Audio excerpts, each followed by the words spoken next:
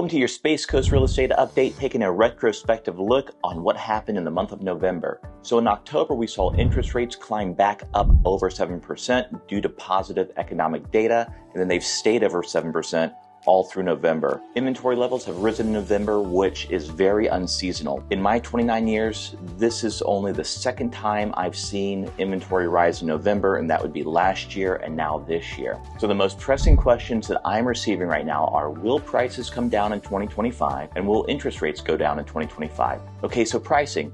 Most sectors of the market have already adjusted off their highs from 2022.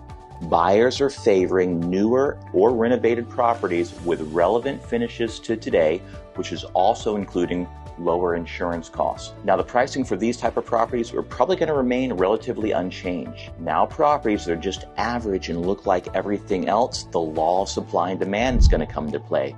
We're seeing increasing inventory for these type of properties, so we are going to see some price drops. So mortgage interest rates. I anticipate continued volatility for mortgage interest rates over the next 2 years.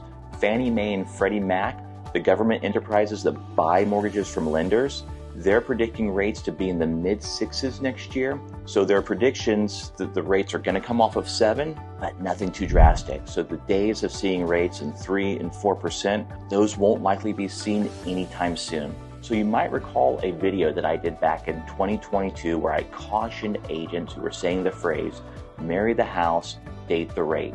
This is very misleading because no one can accurately predict where rates are headed.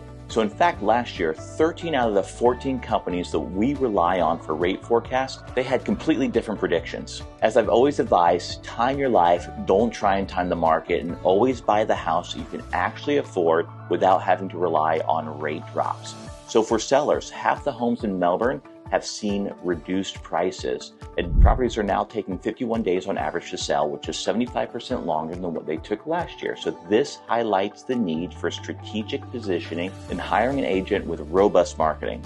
So buyers, on the other hand, they're going to capitalize on the slower market, which is from mid-November till mid-January, when aggressive negotiations are often possible. So use our data-driven approach ensures that you're always making the most well-formed decisions in these dynamic market conditions. Thanks for watching this month's State of the Marketplace, and we'll see you next month.